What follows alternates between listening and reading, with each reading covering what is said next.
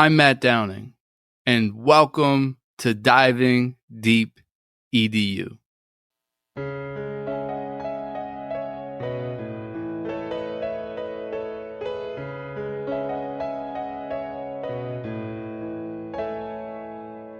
Curious conversations with all types of peeps. Encouraging innovation, we are diving deep. Certainly education is what we like to speak. Fervent with dedication, now it is time to teach. Yeah.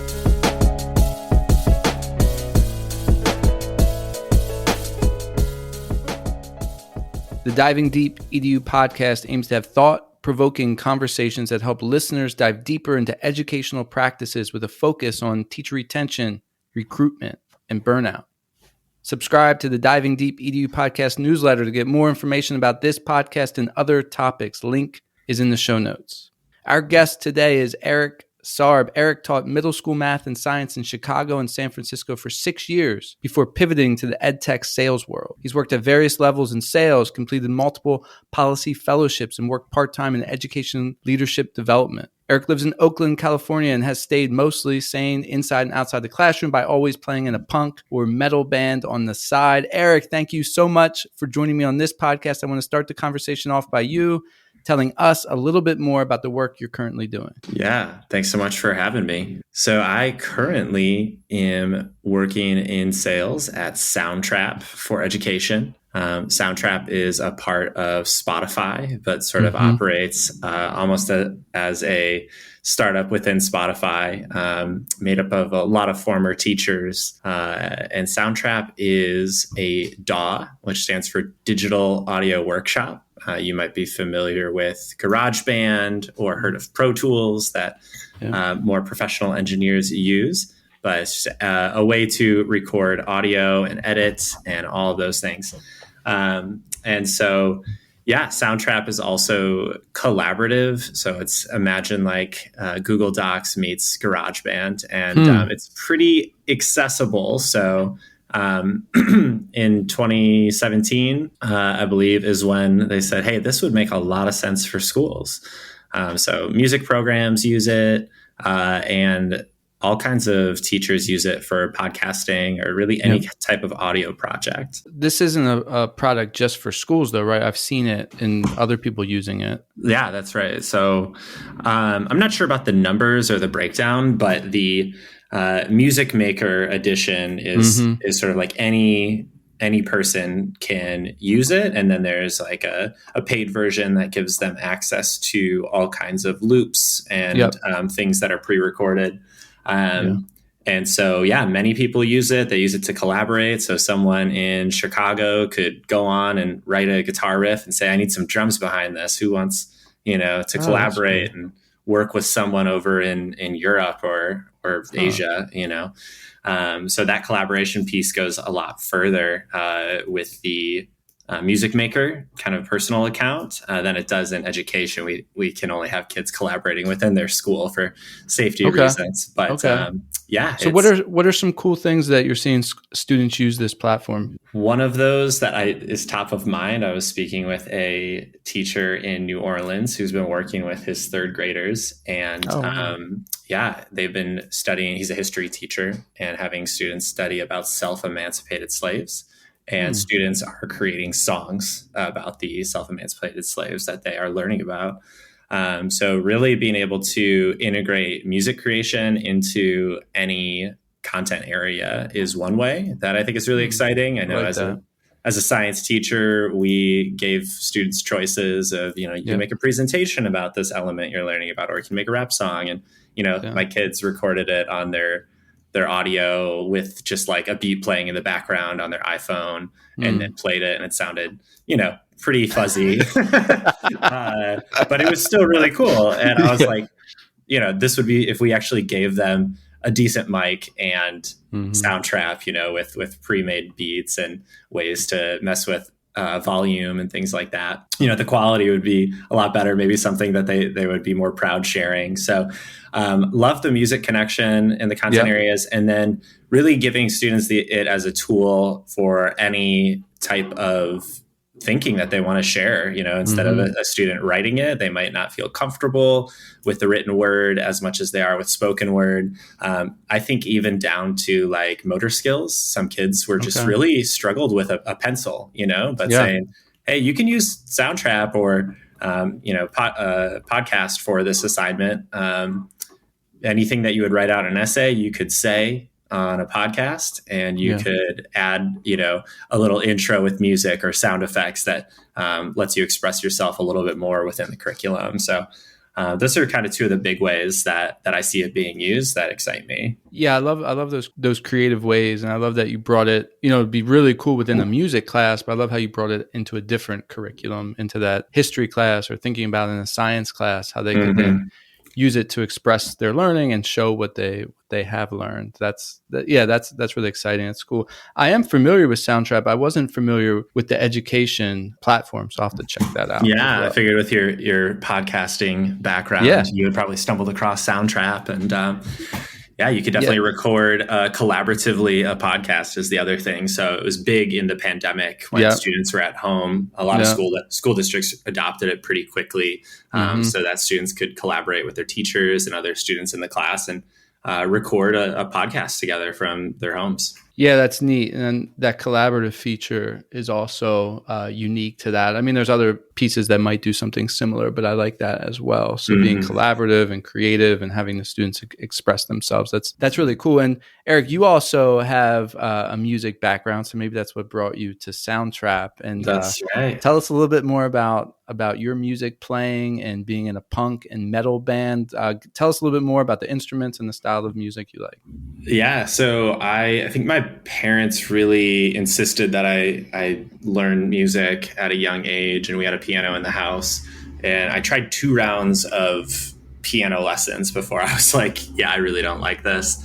And then I saw, Tom DeLonge and Blink-182 playing guitar on stage, and I was like, that's what I want to do.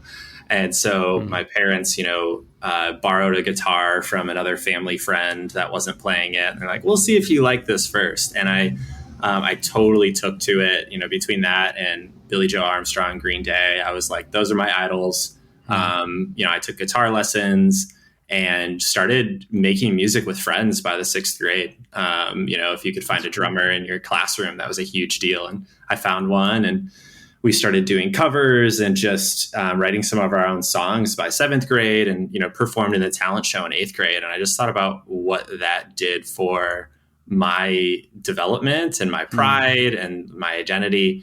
And, we would talk about these things in school, but there wasn't really a connection with it. So that's one thing that especially excited me when I thought about the Soundtrap music connection in the classrooms. I did end up taking, I was in choir in high school at one point. I joined jazz band a couple of years, in high school, but really wasn't into the orchestra or anything like that. And I was just playing always in some punk or metal band with my friends. And that was really just what I got excited about as a high schooler. I think I had one teacher that taught a physics lesson on waves using harmonics on a guitar. And I was like, okay, that's pretty cool. And so, but just I wasn't bringing that part of my identity or expressing that in school too much. We'd have a talent show here and there. I'd get to show it off. But I just thought, wow, that would be so cool to have students, express this part of themselves in the classroom. And then when I went to college, I really kind of stepped away from it. I found people to jam with here and there, but it's hard when you're living in the dorms and so forth. But as soon as I started teaching in Chicago, I went on Craigslist and I was like, I need to find a drummer. I got to find someone to jam with. This is the hardest job I've done. I need this outlet. And so, I found a guy that I played with that year. Eventually other opportunities came along. I even one of my students' older brothers wanted to jam, and I was like, sure, I don't have anyone to jam with, and ended up starting a metal band with him and some of his friends in Chicago, and was always in a couple bands. And it just was one thing that really kept me going, where I could just leave school, go play music for a couple hours and really shut off and release that way. Because as I'm sure you know, and we'll probably get to later, it's hard to shut that part of your brain off when you're a teacher. And you're just always thinking about what's going on tomorrow. What can I do for that kid or this kid? And so it's been a really great outlet. And to this day, I still play in a couple bands. One of them's metal, one of them's punk. They're my good friends. And, hope to do a little tour at some point, 2 or 3 days long. But other than that, it's just a fun hobby. And I play guitar in both those bands and sing and scream, which is a great way to, get the energy out. Yeah. So what is it about metal and punk that drew you to that style of music? I think teen angst. Just like Linkin Park. I first heard a song on MTV. Shout out to MTV when they really played a lot of music videos. Heard the song Crawling and he was yelling. And I was like, I don't know what this is, but it's touching some part of me that I need to be in touch with. And as an adult, thinking about like how I was not being talked to about the emotions I was feeling as a kid, because not every household has the skills or like the emotional awareness to talk to their preteen or teen about what they're going through. And, that's just like a cultural thing, I think, as well, which is changing. But, when these loud screaming songs came to me, it was like, this is an outlet. Like, this is kind of how I'm feeling and I don't know how to feel it. And so this is helping me with that.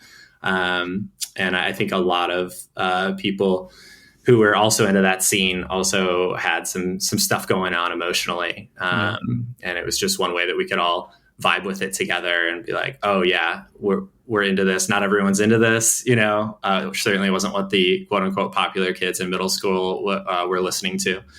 Maybe a little bit of Blink-182, but for that, it's kind of the emotional content behind it. Yeah, I can feel that. Have you ever heard of Black Flag, the group? Oh, dude, have I heard of Black Flag? The godfathers of hardcore. Yes. So I wasn't into punk or metal. Not to have anything against it. It just wasn't my style of music. And recently, a friend of mine would have had the reaction you just had, with Black Flag. And so Henry Rollins was nearby, and he was doing a speaking tour near us. So he bought me a ticket. He's like, "You got to come." So I went.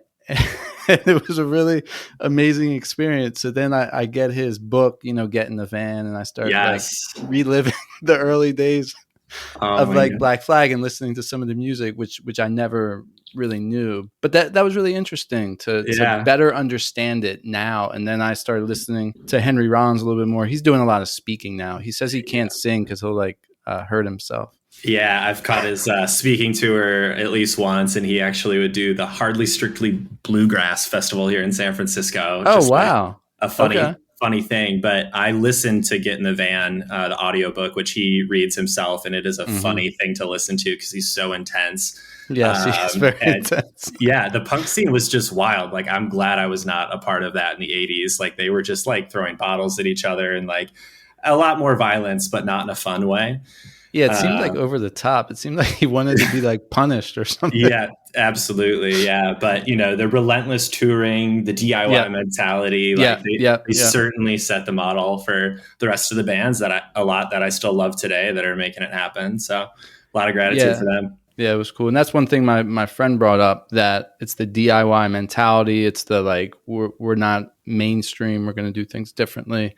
And I could definitely get that from the book. And also interacting with people at the speaking tour, they definitely didn't want to do things, like mainstream or something like that. So Eric, you taught, like you've mentioned, and I mentioned in the intro, you taught middle school math and science in Chicago and San Francisco. As you think back, and there are probably many reasons, but what were some of the big reasons that caused you to want to teach? I actually worked at a summer camp in Gaylord, Michigan. It was an all-boys Catholic summer camp when I was in college, and with our mutual friend, Mike Dunn. Okay, Mike Dunn. Yeah, Mike Dunn, shout out. Fun fact, was my counselor at that camp the one year that I went when I was like 12. And I was like, this guy's got a guitar. He's talking about Tenacious D. Like, this guy's cool.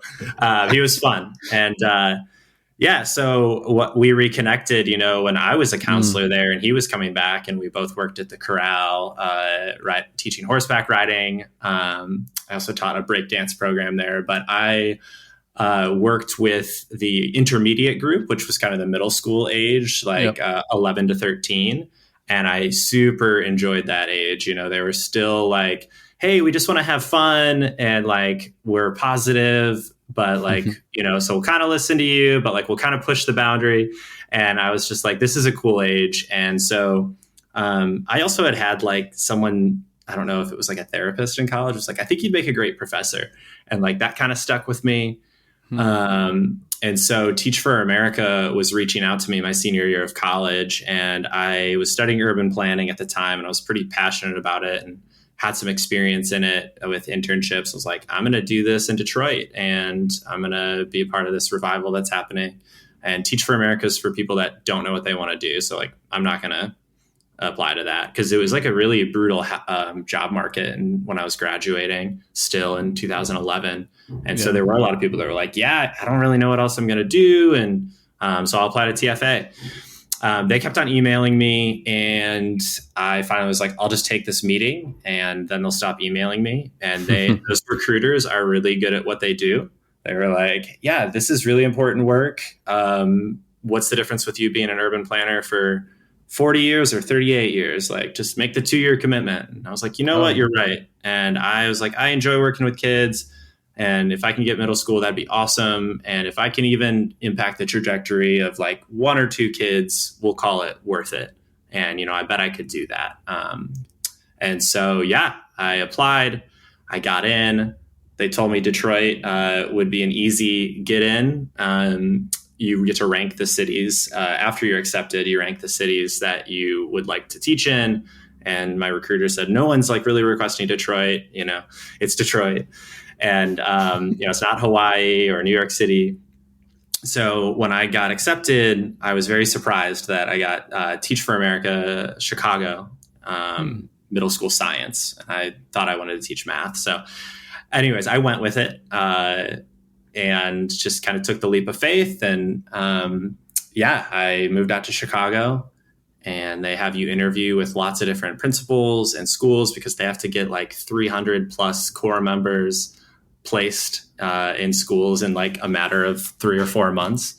And so their policy was sort of like, the first offer you get, you got to take. And so I interviewed at a Chicago public school on the southwest side of the city, which is near Midway Airport, mostly like I would say working class, Latino, Mexican community. And I met the principal. I was getting really good vibes. It was a new school.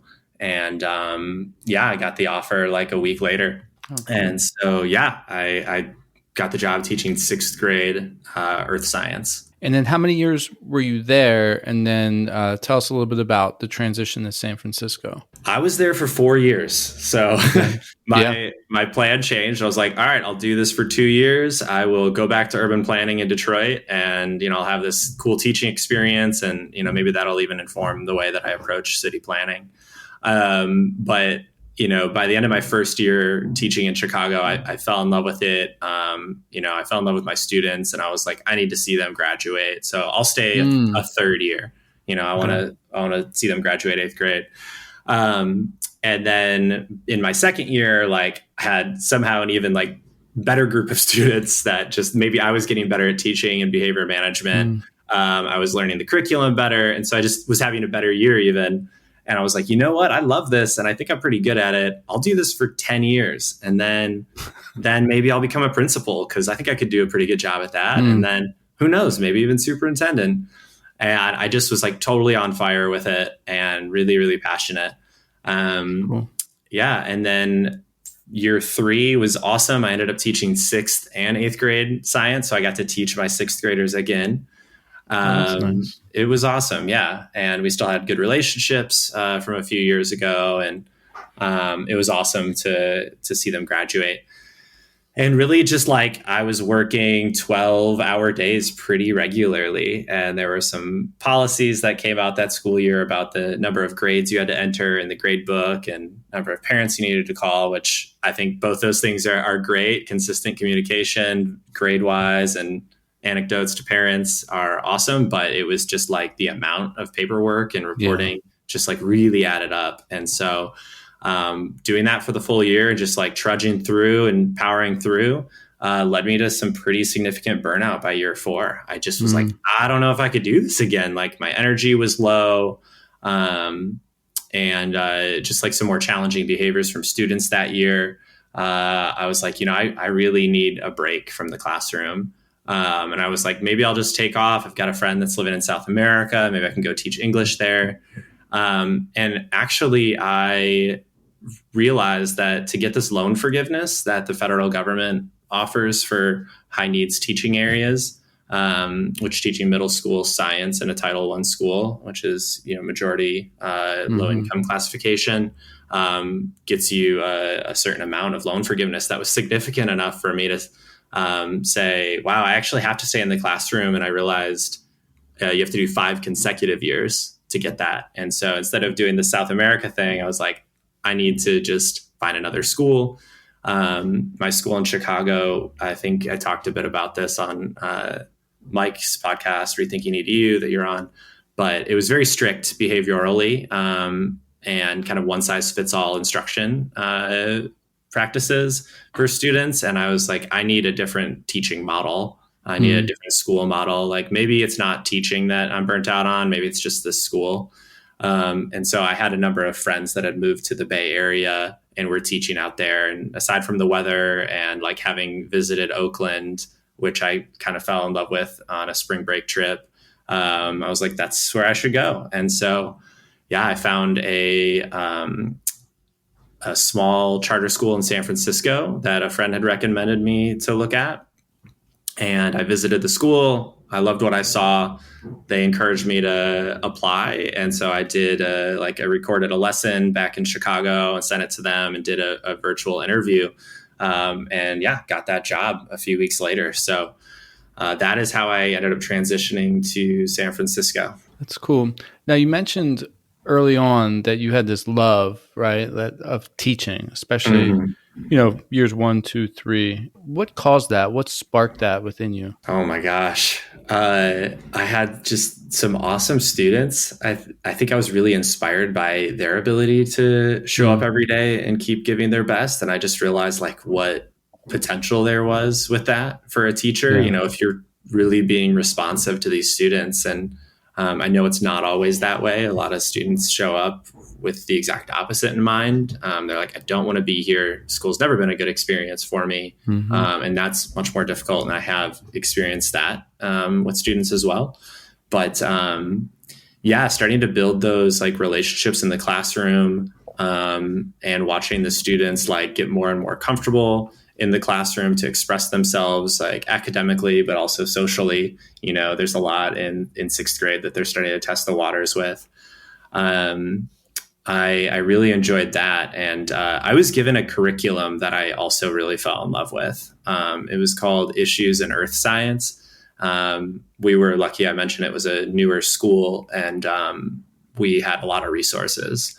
I had all the lab materials that I could need, and the curriculum had units based around like world issues. So instead of just teaching about soil, they taught about, droughts, and they talked about like soil conditions and the Dust Bowl history, and, thinking about sustainability and all of that. So it wasn't just learning science content. It was learning it through some issue that we actually face as a society. That's neat. Yeah. So it could be anywhere from, urban planning was one of the units. Well, kids were learning about erosion and deposition, and do we build on land that's stable? How stable does it need to be? How do we look at that with topographic maps? And so I was like kind of in a dream. I was like, this is amazing. I get to take my passion of urban planning, let kids know this is an actual thing that you can do. And I did it, a little bit with my internships, and we're going to learn how to do that and gain the skills that, urban planners use. Just seeing the kids really authentically engage in that and feel like they were doing real work with it. Yeah. Was pretty amazing to see. And it was a lot of collaboration too built into that curriculum, which I know I'm a big proponent of. Like, not all teachers are curriculum designers. I was not. I did not find passion in that. And I also didn't have the time to build a robust unit. I definitely tailored my curriculum to my students, but it was so important for me to have that, to show me, here's what like collaboration looks like built into your lessons. And getting to see the students, like I said, start to like get more comfortable in the classroom, expressing themselves with each other and with me, was really beautiful to see. And I just felt like we were all kind of walking in the same direction, and see the kids get invested was amazing. And then you mentioned that burnout started to sort of set in, even causing you to want to, leave the Chicago area and go to San Francisco. What were some of the reasons that caused that? What were some of the factors that initiated that burnout? Yeah, I think if I'm being honest, which I can be, like, I was not really even taking care of myself well. So what does that mean? Like, I was working too long. Those first year, that like third year was when I really noticed I was like putting in too many hours throughout the day. Using like more unhealthy coping mechanisms, like having beers while grading at night, because that makes it a little bit easier. And I think a lot of teachers do this, and it's like not a problem, right? But then I could stay up a little bit later and get less sleep, and you don't sleep as well if you've done that. Yeah. And so like trying to just get the work done by any means necessary. And I do think that contributed to burnout as well. And like coming back my fourth year and being like, I just can't do that again. Like but I still have this great charge in front of me, which is like investing these kids that are in front of me in learning science. And, that was much harder that last year. I don't know what it was. Puberty happens, but my sixth graders that I had said were like so amazing. My second year just like had a lot more challenges that they brought to the classroom. Like they were more disinvested, and just like harder to engage. And that was really hard to deal with. I also had a unique situation where there was another teacher that had like, was teaching halftime. And so the principal said, well, why don't you work halftime in Mr. Sarb's classroom? And she was a much more veteran teacher. She had a PhD in science. She just had a very different pedagogical approach. It was more, I think, what you might experience in a college classroom, which is, I'll explain this really well to you and you'll follow my directions. And if you do it right, like you'll understand it. And I was definitely leaning more on the like inquiry-based learning, asking them, questions to get them to the answer. I was kind of the fun teacher, like I implemented our behavior policies, but my vibe was not the same as hers. And so we were in the same classroom and given kind of some unclear expectations about who was going to own the decision-making, who was going to set the culture. And so that was, I think, pretty significant in terms of a challenge. And, some of that's on leadership. I don't know if they will ever listen to this, but I'd say it to their face as well. It's like we weren't given clear expectations of what this should look like. And for me being like still a very new teacher and, us just having very different teaching styles, like we needed more direction, or like maybe that just wasn't a good idea. So she and I decided halfway throughout the year that like, actually, it might be better if just one of us is in there. And so I finished off the year just teaching that class by myself. And I did see some culture improve. There was like less confusion because they had both of us as teachers in 6th and 7th grade. And then it was just like, it was wacky. And at the same time, like the 6th grade class I was teaching was still going pretty smoothly. And I had taught that curriculum 4 years in a row. And it was much easier, to prep for those classes, to look out for the challenges and know how to respond to those. So I think that was it. And then just, the continuous workload, it kind of never ends. And we got some of those policies changed that I was telling you about with the grade requirements and the communication reporting and so forth. I was on the union committee whose job it was to make sure that the contract was being enforced properly, the teacher contract. One of those parts was like no excessive paperwork. And we were arguing that this was excessive paperwork. And the principal was digging her heels in, and it just like, I was also fighting on that front, and that probably contributed to burnout when you're like not just like focusing on your classroom, but trying to like change policies at the school. And like a lot of great teachers do that because they care about the community, and not saying I was like a great teacher, but I definitely cared about it staying a positive place. And there were so many good teachers at that school for years. And sadly, I was one of many that left that year and years to come. And so I think those policies may have changed, but it took a few grievances to get there. Yeah. So I think all of that really contributed to my feeling of like, I got to get out of here. And like also teaching in general, this is just like really, really challenging. Yeah. One of the things that jumps out to me is a couple of times you mentioned that you're working like 12-hour days. Like what could have been done to make it more manageable and not overwhelming in that sense? Because someone that's getting paid for an 8-hour workday shouldn't be working 12 hours, right? That's another 4 hours every day. Mm-hmm. And that's going to add up, and that's going to have an impact on anyone. What could have been done? And I'm not talking about like you, right? Yeah. But like what could have been done in general to help alleviate some of that? Yeah. So I think what I've distilled it down to are two things. And these are my big thoughts around what would make teaching more sustainable in general is less time in front of students and more pay, which I think we can get into later. But in that case, I was doing hours of grading, and planning, parent communication, like lab prep, lab cleanup. Yeah. Mm-hmm.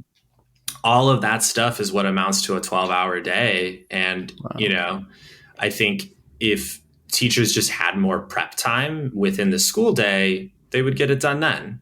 It would still be an 8-hour day. It would still be packed and probably crazy. But, if you are on with students 6.5, 7 hours a day, which I believe I was at both schools I taught at, whether it was like homeroom, teaching advisory, maybe a lunch coverage here or there. Yeah, exactly. Like that is just like you're in front of kids 8 hours a day sometimes, and then your work starts. So I think actually less face time with kids, which would require more teachers, hiring more people. Exactly. Yeah. And so both of my theses on what would improve teacher sustainability require a significant increase in funding to education. What would have made a difference if you had one extra prep a day? Like talking in real terms, what do you think would have helped? Talking in real terms, I'm talking like half the day with kids. Oh wow, okay. Yeah. And it's like don't quote me on this, but I'm pretty sure it's like that in Scandinavia or those other countries that we reference. Where it's like the teachers are really given time, not just for the planning and grading, but for their own professional development and like doing research and like making sure that their pedagogy is on point and that they're understanding like new ways of doing things and best practices. So I think that's all part of it. It's like even that collaboration time, doing collaboration with other teachers and planning across curriculum takes more time than doing it on your own. We know that it can yield better results when students are bringing creativity into the classroom and when they are like connecting the various content that they're learning, but it takes more time. And so I really mean that. I think half the time in front of kids, half the time prepping and planning and grading. And then you actually get to leave after, a 9-10 hour day, which I get as a teacher, you get summers off and like maybe you do work longer than the average 8-hour day or whatever. But, it's what teachers have to do in those 9-10 months is just not sustainable. Yeah. I often say when people say, don't you miss the summer? Like, I don't ever since I've left the classroom, like I haven't needed a summer. I get summer every night when I leave work at like 5 or 6 p.m., I close my laptop. I get to chill for 4 or 5 hours and not have to do or think about teaching. And Sundays, I get all those Sundays back. That's like summer to me. And so I think, back to the questions, like what could I have done though?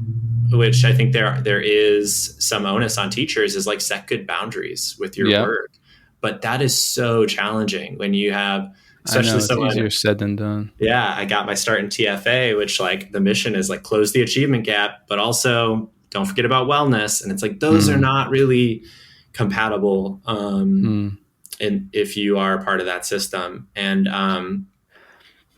so I really think I always tell myself if I did go back to the classroom, I would just have to be like really purposeful and strict with myself about like, this thing's just not getting graded because, I've reached my limit for the day and I've tried to prioritize right. And a lot of times that's like prioritizing your instruction for the next day. And I like how extreme you are with your vision for how to be more sustainable. Cause my first thing, I'm in public education, is like, what do you need the extra 15 minutes? And you're taking a broader, more healthy approach. They need significant time, and I 100% agree.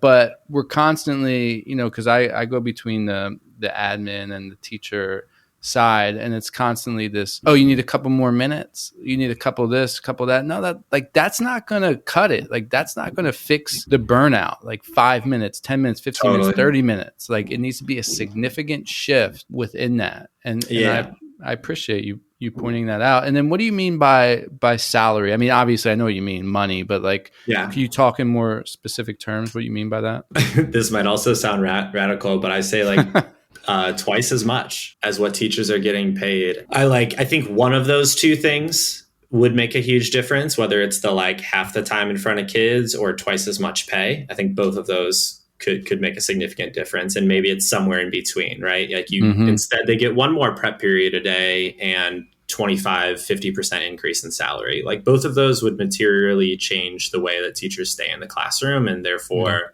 like keep their knowledge there and their expertise and have better outcomes for kids.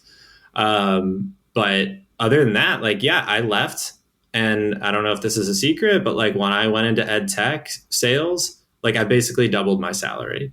And I felt like my toughest days in ed tech, like my most stressful days, still didn't compare to like an average day in the classroom in terms of like stress. Like speak to that. What do you mean by that? I mean that when you're a teacher, at least if you're doing it in a high needs school, meaning like the kids you work with, if, academic outcomes aren't there, and like that could mean dropout, and that could mean that their options are significantly less and potentially shorter life expectancy, things like that. If you're teaching in schools like that, like the need is so great and you carry that weight around like, hey, if I don't do my job well, like this kid might give up on school next year, and that is too much responsibility for any one person to take on. I just want to call that out, but the feeling is there. The feeling is there of like, I'm fully responsible for these kids, their outcomes, which I think makes a great teacher to a degree, but you got to keep it balanced. Whereas like when I left in ed tech, if I didn't do my job well, like no one was going to be impacted like that. And if I did my job well, teachers might have more access to better tools, and that can have a positive impact. And so I think just like teachers do such an incredible thing. Like they keep 30 plus kids like safe throughout the day, or do their best to, like, just even like the childcare aspect of that. I think they should get the salary that they get, right? Not even thinking about the academic charges that they're left with of we need to make sure that they're growing in these areas. Like that's the other salary. So when I say double, I do mean it. And it sounds radical. And the first time I heard another teacher say it, I was like, whoa, really? Like you think we should be making 6 figures? Like now I'm like, of course. And I'm skewed. I'm out here in the Bay Area, where that is like 6 figures still like you might be able to live out here in your one bedroom. But yeah, it's significant. And so that's what I mean. I just needed a break from that pressure and sort of the burden that comes with that. And maybe some shifts in my thinking would have been healthy. Better boundaries could have kept me in the classroom longer. But I think my experience is actually pretty common. Yeah, I think it is. And as you reflect back and think about it, we've talked about a couple big buckets of things that could help lead to sustainability and could have helped you in that path as well. We talked about pay, the workload, stress, the number of hours, and other things like that. Is there anything else that sticks out to you as you reflect back and could have helped you with teacher sustainability and could help others as well? Yeah, thanks for asking that. The last piece of this also requires hiring more people. And I think that's like more mental health support in schools for students and for teachers. I don't know exactly what it would look like, but when I think about the stuff that burnt me out, it was like also behavior issues and like waking up in the morning, not knowing what type of craziness you're going to get from students. And the students that are acting out the most are dealing with the most emotional trauma or issues. And, like that does take a toll on teachers. Just interacting with students, it's like secondhand trauma almost. And that disrupts the class. That also took an emotional toll. Like, wow, I'm not able to keep my class going because I'm not able to like manage this other student's behavior. Yeah. And I know sending a kid out of the classroom is like not great, but sometimes kids do just need to take a break and get emotional support. But we had like one counselor at our school in San Francisco. We had no counselors at our school, or at least very rarely in Chicago of like 900 students. And so I think having a greater mental health support system within schools could also yield some huge benefits for teachers being able to stay in the classroom, like knowing that they're not alone, because teachers really wear so many hats. And one of those is like checking in with a kid at the end of class, which, is definitely a good idea. See how a kid's doing, especially if they're acting out. But, they might need a lot more support than that. And the teacher doesn't feel like they can give it, or it's, they're not trained to give it. And so I think that's the third thesis that I have, that it could make a difference for teachers being able to stay in the classroom longer. Yeah, thanks for bringing that up. Eric, it's time for the final word. What would you like to say to close out this podcast? Oh my gosh. A big thank you to anyone that is still in the classroom. That's amazing. If you have figured it out how to do this sustainably, please keep doing it as long as you can. And if you are really struggling and you're deciding whether or not you should stay in the classroom, you don't have to be a martyr. This is a systemic issue, and the classroom can be there once you take care of yourself, but don't put it all on yourself. So I think that's what I'd like to wrap up with. Perfect. Before we end, though, who do you want to give a shout out to? Well, I already shouted out Mike Dunn. So I got to shout out my partner, Sabine, who is currently teaching high school math right now as we speak. Aside from just her being a wonderful partner, she's still doing the damn thing as well in the classroom and making a difference for kids. I'm so excited. I actually get to go and train the school that she teaches at in her classroom on Soundtrap later this afternoon. Cool. So that's going to be a really cool connection. It's actually the old charter school that I taught at is where she now teaches at the high school. So she had a mutual friend there that kind of recruited her as well, and I just endorsed it. But excited to do that.